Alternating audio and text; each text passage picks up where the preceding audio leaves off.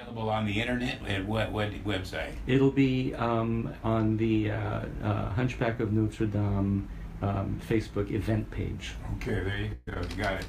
From the horse's mouth, so to speak. And right now, this morning, we have Calvin Orlando Smith. Hi, Calvin. How are you today? I'm great. It's great. We got a good shot of Calvin, do we? Okay. Okay, and he's going to be along with David Johnston, who's the director for the Hunchback of Notre Dame.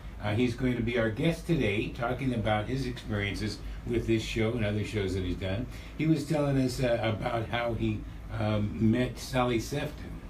Absolutely. I live in Oregon, and I want to give a shout out to my friends on the mainland, my sister in D.C., my roommate Meg, and Laurel and Brett and their family. I know they're listening in right now. But yes, I met Sally in Eugene, Oregon. She came up to me and she said, I have a feeling you might do theater. And I said, oh, I've done a lot of theater for many years. She told me about the Maui Academy of Performing Arts and said that I would really at some point like for you to meet my husband. I said, well, that'd be cool. At one point I was singing with the oldest glee club west of the Mississippi, the Eugene Gleemen, and she would come to one of the performances and film me singing American Spirituals, and she forwarded the recording on to her husband and the Maui Academy, and I think he appreciated or liked what he saw. Must have. Yeah, and then subsequently on Father's Day of all days, I was in a great mood thinking of my father and all fathers.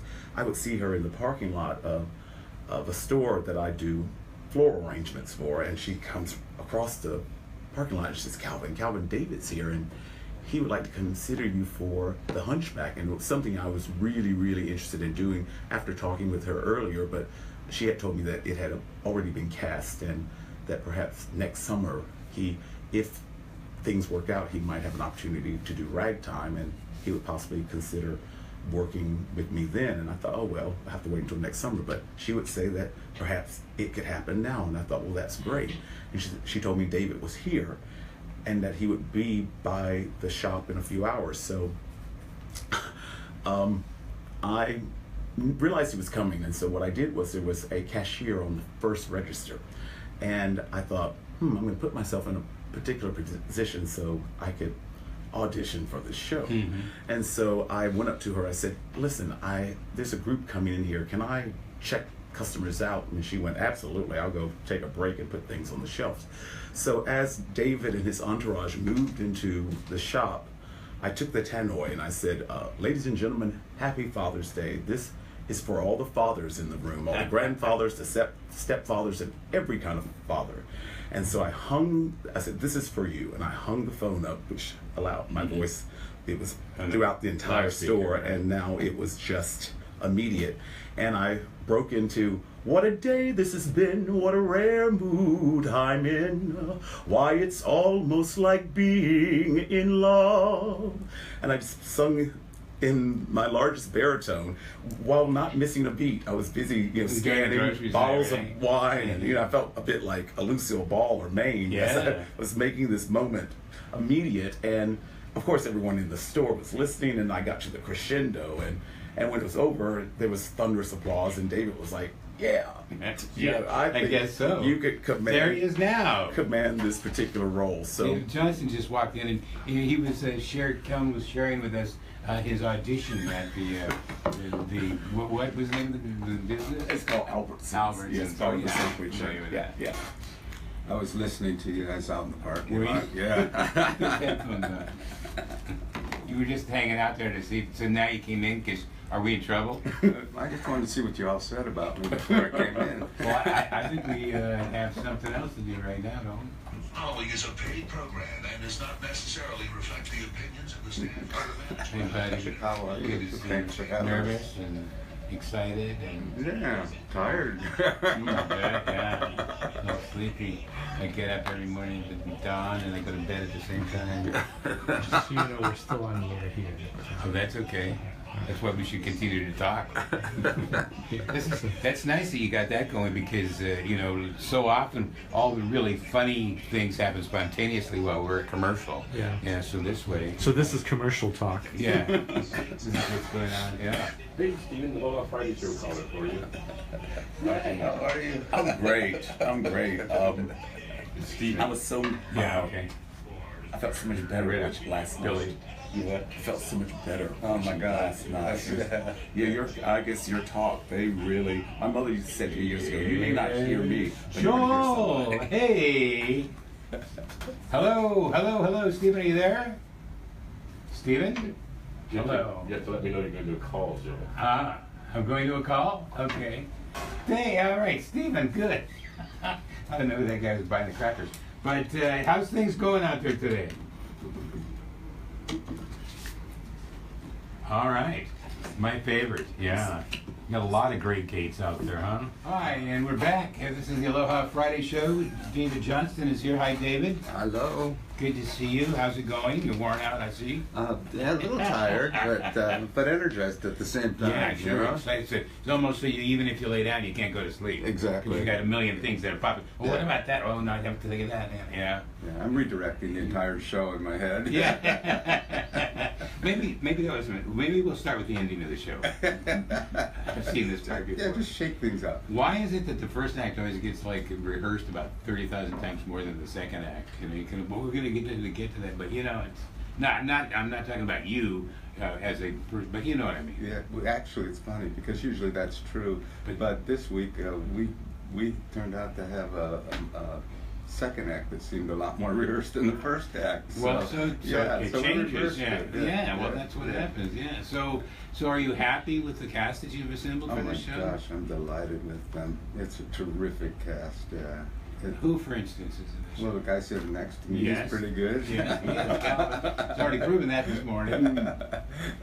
Yeah, that's a great story and a great find. We're so glad to have him here on the island with us. It's good. Sally out there recruiting everywhere she goes. She does. She's a promoter. Say, have you ever thought about going to Hawaii? Yeah. Dangle the Hawaii, the Hawaiian charm. Yeah.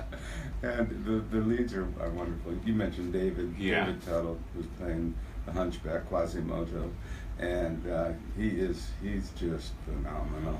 Just scrambling around up and down those towers. Up and down those things. His physical capabilities are amazing. Amazing. Just totally. While singing too. and While stuff. singing, Yeah. yeah. He'll climb this tower, hang off Yeah. it, and sing. Yeah. And he loves it. The more complicated, the more difficult you make it for him. Oh, he's having a great time. Yeah. Yeah. I should charge him for a gym membership. Yeah. Take it out of my salary. And then we'll Kimball's back as this year. He played That's Jekyll it's Hyde not just last me. year. Yeah. All that nervous energy in the air, yeah, it bounces around. And he's playing Frollo, the brother. Yeah. He's doing a fabulous job as usual. And then our Esmeralda is Danielle. What's her last name?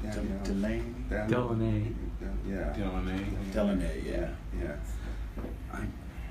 I keep confusing the actors now. I'm at that point where it's like they're becoming Their names, characters to me, so yeah. that's why I start Well, that's calling them by that. you know, so. Calvin's name, Calvin Orlando Smith, fits really well with Captain Phoebus D. Martin. Yeah. You know, the two names, it's like they can go either way with that.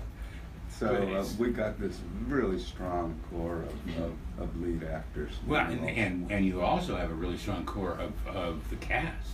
I mean, the chorus. The ensemble, and I understand now, in addition to the singers you would normally have, there's also sort of a Greek chorus of voice that's going on behind the scenes, sort of a responsive reading kind of a way. That's one of the beauties of this show is, we're always looking for ways to involve the community more and more in the productions. And part of the challenge is that it's hard for a lot of people to give up every night for 3 months to be at rehearsals. And there was an opportunity with this show we have the ensemble who are on stage basically the entire show. Mm-hmm. And then there's a choir that the script calls for. And they kind of sit on stage, but they don't have to rehearse as much. Yeah. So they just come in and sing this beautiful music. And it's been very fun to be able to reach out to this whole other group of people and get them involved too. Yeah, it's also a great recruiting tool because I'm going like, you should be in the ensemble and you should be. Yeah, it's kind of like the backup. You get the reserve team in there. Well, how many people? Is it like 80, something like that? Or? You know what? We were just sitting here trying to figure that out. With the orchestra, it's in the 80s. Yeah.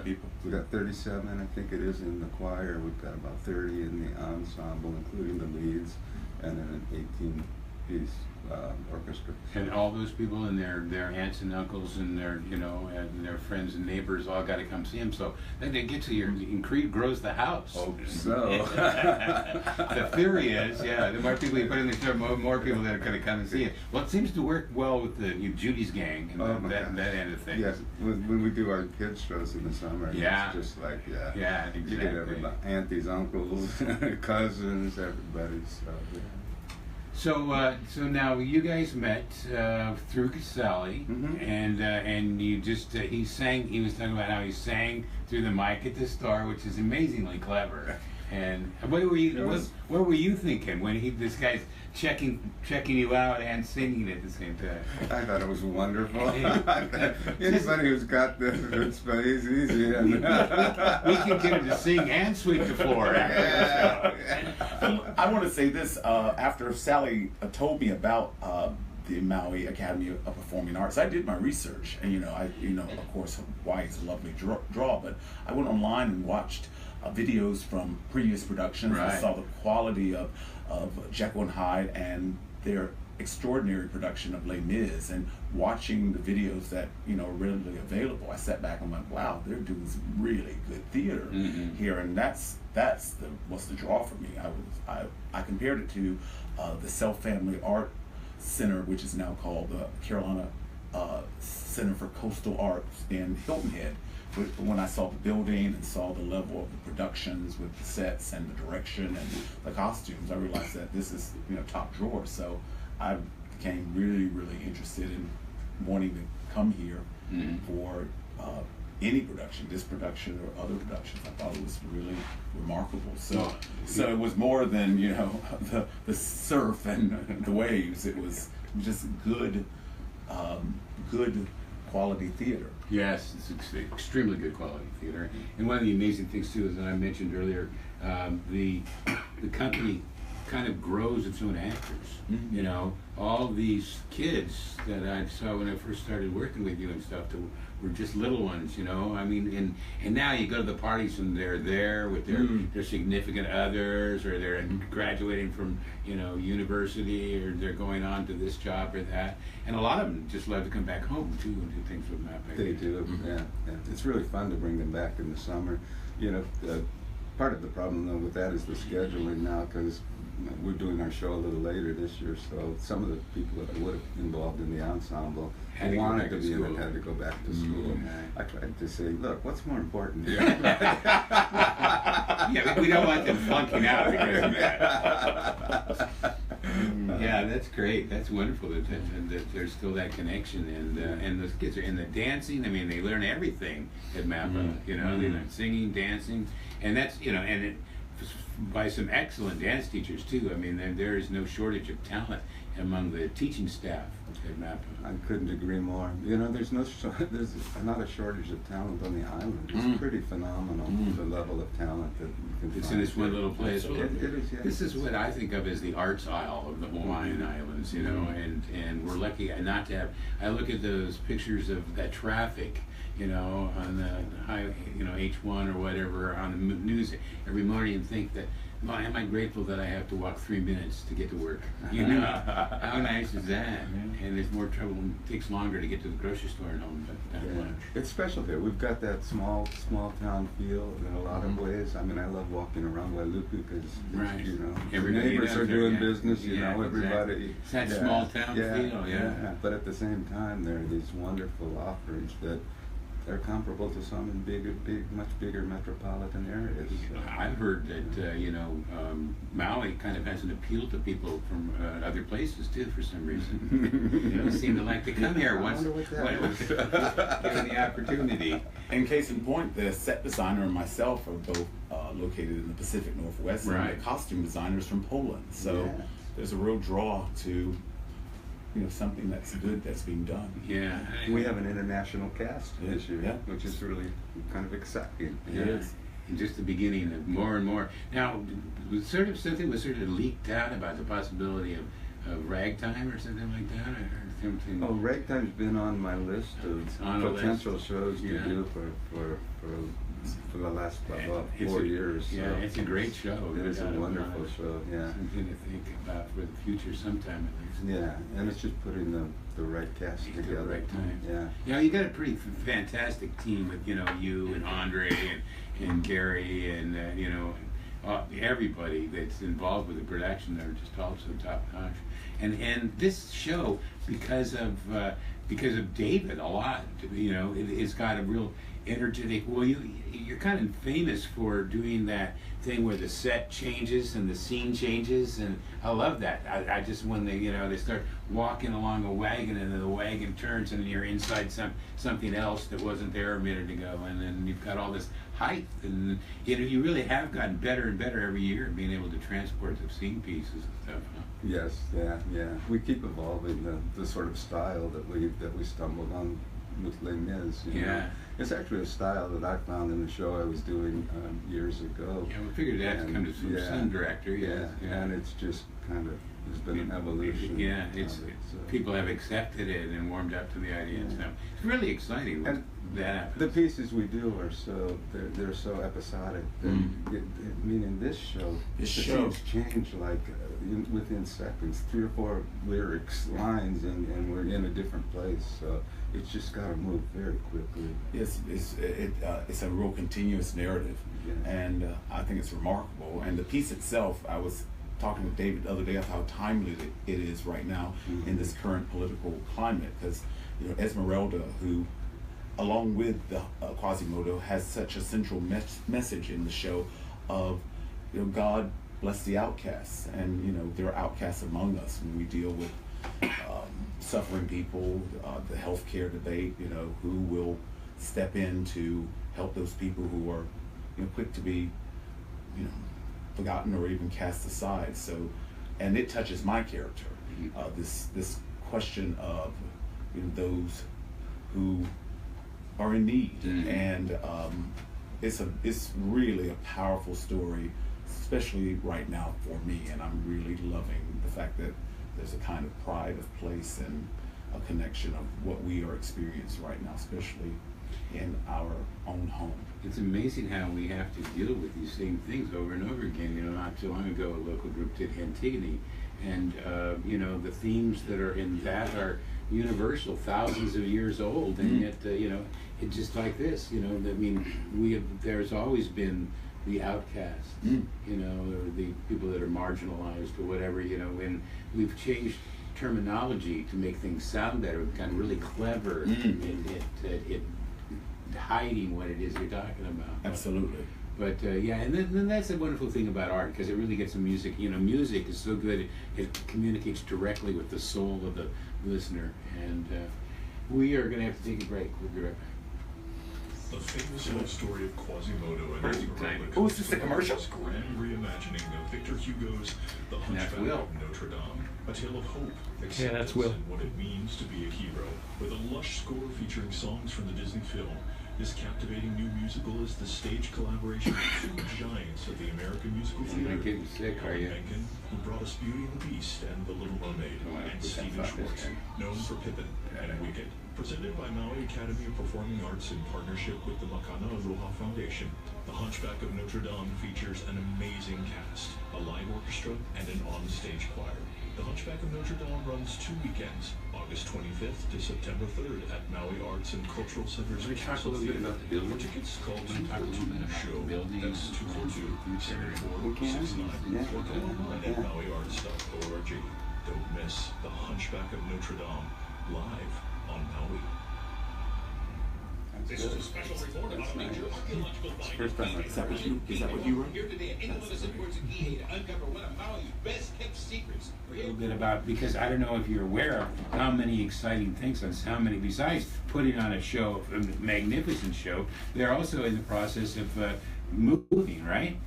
Yeah, well, I think we're moved for the most part. We're still putting our office back together, but we have moved, and we have moved into our new building that we purchased just at the end of last year. What amazing luck that was. It was an amazing process, and there was a lot of luck, and the stars were in alignment on this one. Yeah, so, that's great. It's going to be our future home, and eventually someday we'll have our entire operation under one roof for Wow. the first time.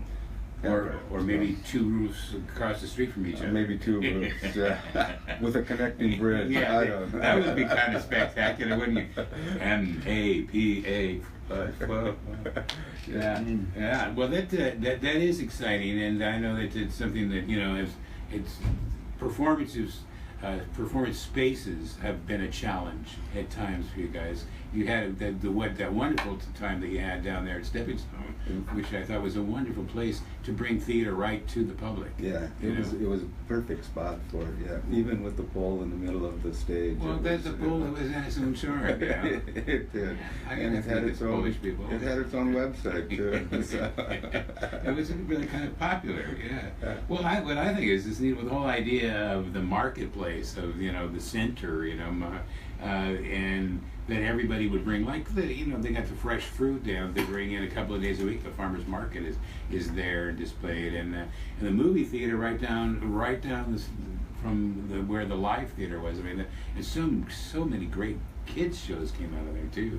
Yeah, we had a good run there, and we were lucky to get that, and have to thank the owners at the time for allowing us to be there, because they really bent over backwards to make it possible for us. Yeah, that was amazing. But now that's one of the things that's going to happen in the new area, right? You're going to have a couple of theaters that you're going to be building out in time. We hope so. That's the plan. That's the plan. The plan in formation. The vision is just still being shaped with that. But you talked about the gathering place that Stepping Stone was, and we're kind of taking that same approach to being here. That's why we chose to stay in Wailuku, because we believe really strongly that there's a real wonderful opportunity to create a presence in Wailuku for the performing arts, in conjunction with what's going on with Maui on stage, the EL Theater, some of the choral things that are happening that are all rehearsing in Wailuku, doing performances. It's the theater district. It is. It Maui. is. And we want to be part of the shaping of a whole new community here. Yeah, in that's terms great. Of the arts leading the way in. And then eventually creating there's this plans community. on building out that parking area that's so substandard at this time. There are plans, and they're moving ahead on them. That's so great. We'll see. I Yeah. mean, there've been plans for 20 years, but it feels like it's really got momentum. Well, this time, it does seem like it takes a lot of momentum, but it's because you take a step forward and then maybe half a step back and a couple of but ultimately no problem. You have secured a direction, and have a chart that you can get out, like the wayfarers of old, and chart your progress across Wailuku and across Maui. And this was a place where stories were told back in Hawaiian days. That is so wonderful that you said that, because that was one of the things that I brought up, and have been reinforcing that in some of the meetings I've been going to, is that we're just sort of going full circle here, and we're coming back to honor that this is a gathering place for the community to come to tell their stories, to learn together, to grow together. As weird as this may sound, I believe so strongly in the power of love to change the world, and it's one of the things that I'm always looking for in the scripts that we do. And I think that here we are. We have a chance to be part of this aloha in this, and use the performing arts to further that. So. Yeah, it's great, and it's an interesting thing too. I think that where that sort of like the energy in ancient Hawaii brought people together in these places, and then subsequently other people came in and built like the EL Theater, and wasn't a hippodrome, but another theater across the street, and that was just about a half a block away from one of the religious sites and stuff. It's meant to be. That's all you can say. And we don't always understand how it comes to us, but we can appreciate it when it does. That's for Right. sure. And I got to tell you, I mean, I feel like we're in the right place, and I am honored and humbled to be part of this process. But I believe it can really leave a wonderful mark on this community. And there's a lot of other groups. There's a lot of stuff being done or backed by Seabury. More than ever. I think as far as that goes, and that's a beautiful facility. And there are, there's from the high schools, and oh my goodness sakes, Kepler's multi-million dollar.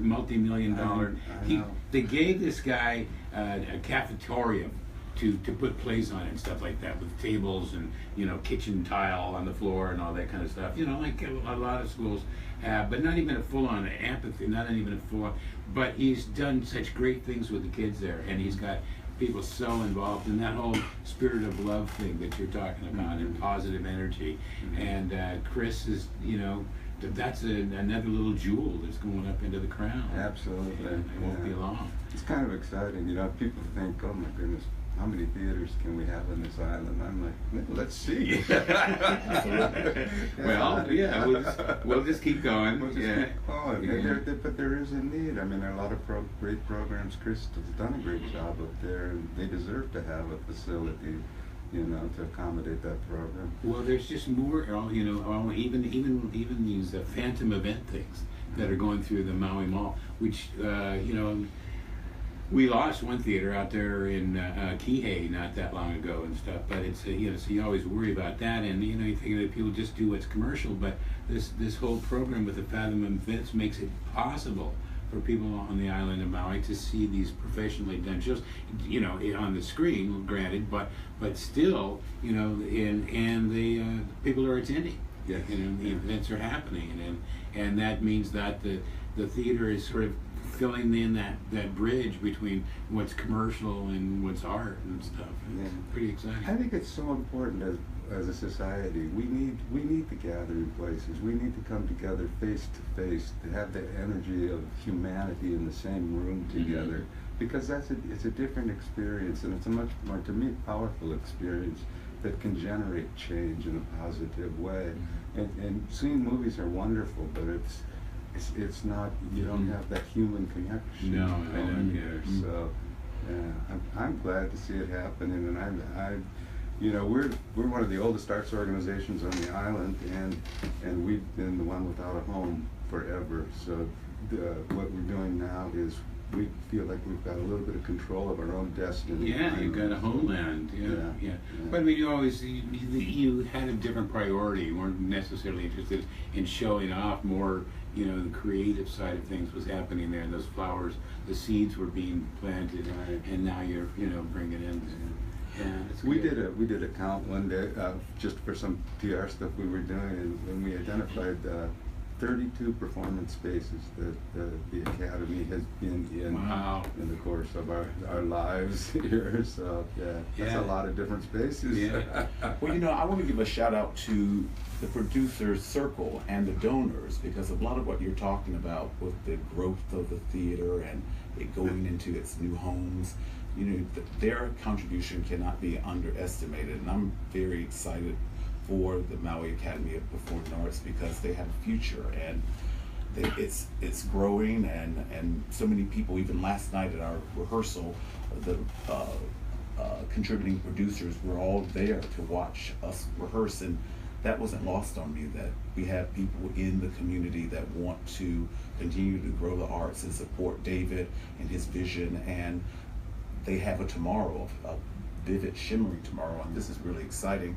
And also another shout out for our musical team, Gary Levitt and Beth Wills have done a remarkable job with every nuance and element of this remarkable score, and I'm just so proud of them. They have given everything to have this ensemble and cast sing and perform to their top ability. Well, I'm certainly excited about seeing the show, and I think it's on the top of everybody's list. It's sort of the signature event of the year, every year, and everybody waits to see what that, what show it's going to be, and it's exciting, to be out there in the audience. It's a beautiful, beautiful place to see a show like this, The scenery is awesome. The cast is unbelievable. The direction is tried and tested and true, and new friends make that important too. And I really want to thank all of you for the part that you play in the community, and you know, what you've done for theater in the island of Maui. And right back at you for having us on and supporting us through what you do too. It's super important in the big picture. So Thank you very glad much. you're here. Yeah. And a shout out to the Makana Aloha Foundation for their extreme and wonderful support of this magnificent program. And somebody once said it takes a village. It does indeed, yeah, more than a village at times. Well, let's take the final break for the day, and we'll be back with more.